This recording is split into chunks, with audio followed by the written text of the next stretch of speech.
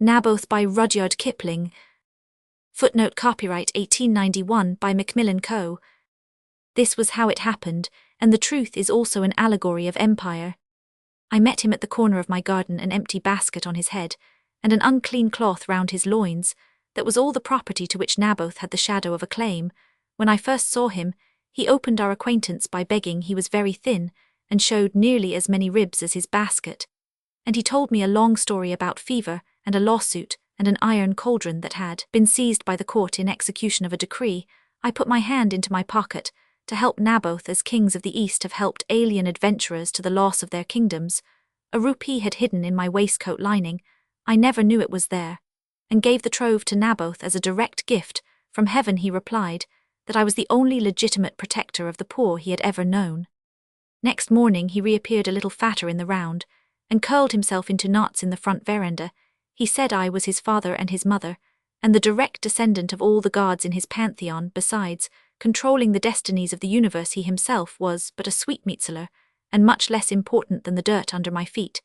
I had heard this sort of thing before, so I asked him what he wanted. My rupee. Quoth Naboth had raised him to the everlasting heavens, and he wished to prefer a request. He wished to establish a sweetmeat pitch near the house of his benefactor, to gaze on my revered countenance as I went to and fro illumining the world. I was graciously pleased to give permission, and he went away with his head between his knees.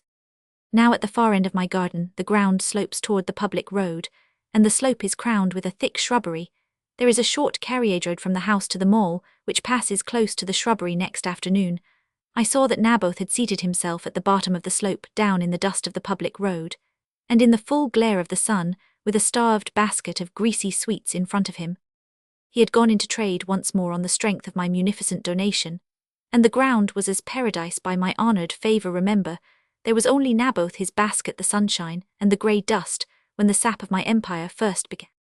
Next day he had moved himself up the slope nearer to my shrubbery, and waved a palm leaf fan to keep the flies off the sweets, so I judged that he must have done a fair trade. 4 days later, I noticed that he had backed himself and his basket under the shadow of the shrubbery, and had tied an black-coloured rag between two branches in order to make more shade. There were plenty of sweets in his basket.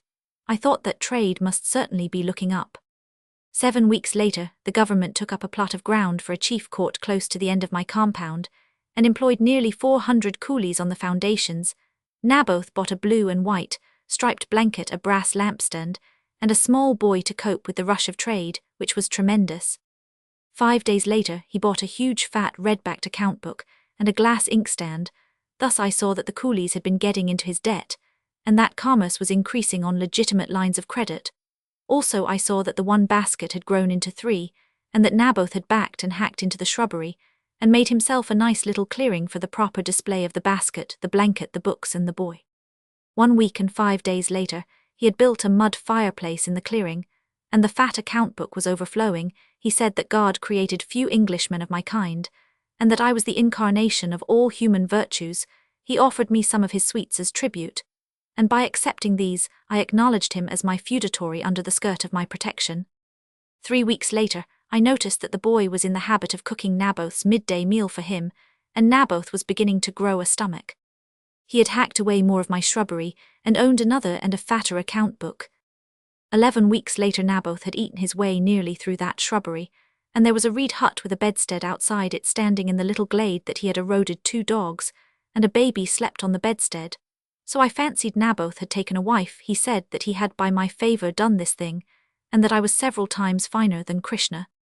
6 weeks and 2 days later, a mud wall had grown up at the back of the hut. There were fowls in front, and it smelt a little. The municipal secretary said that a cesspool was forming in the public road from the drainage of my compound, and that I must take steps to clear it away. I spoke to Naboth. He said I was lord paramount of his earthly concerns, and the garden was all my own property, and sent me some more sweets in a second-hand duster.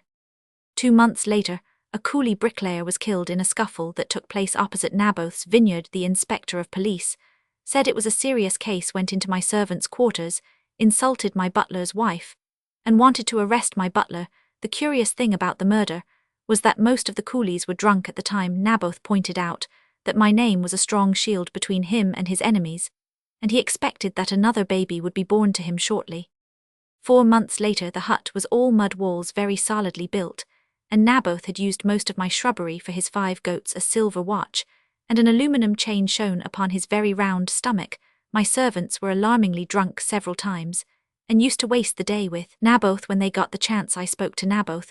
He said by my favour and the glory of my countenance he would make all his womenfolk ladies, and that if anyone hinted that he was running an illicit still under the shadow of the tamarisks, why I his suzerain was to prosecute. A week later he hired a man to make several dozen square yards of trellis work to put around the back of his hut, that his womenfolk might be screened from the public gaze. The man went away in the evening, and left his day's work to pave the short cut from the public road to my house. I was driving home in the dusk and turned the corner by Naboth's vineyard quickly. The next thing I knew was that the horses of the phaeton were stamping and plunging in the strongest sort of bamboo network.